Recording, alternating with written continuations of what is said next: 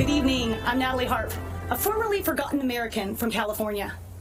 In the classic Jimmy Stewart film, It's a Wonderful Life, George Bailey is given a great gift, the chance to see what the world would be like without him. Tonight, Mr. President, we'd like to give you that same gift.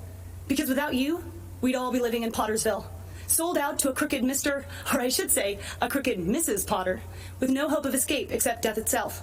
I should know, because I wouldn't be alive today if it wasn't for you. About 5 years ago, I was the victim of a notoriously deadly medical error. I survived, but only to be diagnosed with a rare and terminal bone cancer. You know, the Democrats love to talk about healthcare being a human right. But a right to what? Well, I'll tell you. To them, it's a right to marijuana, opioids, and the right to die with dignity. A politically correct way of saying assisted suicide.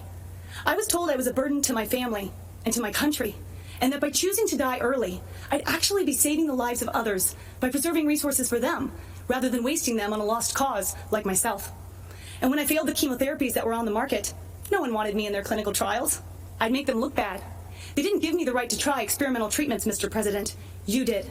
And without you, I'd have died waiting for them to be approved. Now with the coronavirus, everyone knows what that feels like to be waiting for a cure. But we've only been waiting a few months. Just imagine what 2020 would have looked like, fighting for your life, without Donald Trump fighting for it too. In January, there would have been no China travel ban. Millions would have died. Millions more would have been infected. For there'd be no record levels of testing, no right to try treatments, no fast track for a vaccine, nor Operation Warp Speed ready to deliver it. And without Donald Trump as our patient advocate for the past 4 years, well, the opioid epidemic would have stolen even more lives from even more families.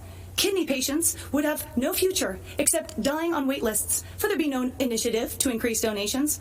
There'd still be no accountability at the VA. And our brave veterans would still be suffering long wait times with no choice nor access to faster care. Insulin and other drug prices would have continued to rise, while a record number of generic drugs would still be stuck in the pipeline. There'd be no price transparency.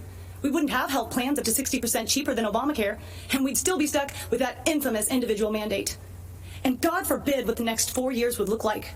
For in Joe Biden's America, China would control our drug production. We'd be one step closer to government-run healthcare. We wouldn't just be unable to keep our doctors, we'd be lucky if we could see any doctor. And even then, some of us would be denied care. For in socialized medicine, you don't beat the odds, you become the odds. And I would lose my right to try, just like Charlie Gard, that terminally ill British baby whose government-run healthcare system decided it was too expensive and too cruel to keep him alive. You see, Mr. President, you've done so much more than your promises made and promises kept. For numbers only tell part of the story. We are the rest of it. Facts with faces of Americans who would still be forgotten if you and our favorite First Lady hadn't given up your own wonderful life so we could have the chance at one. George Bailey's father was right. All you can take with you is that which you've given away. And Mr. President, that makes you the richest man in the world. For you have used your strength to make America strong again. Sacrificed the life you built to make America proud again. And you risked everything to make America safe again. It's a wonderful life. You made America great again. And on November 3rd, we are going to keep America great.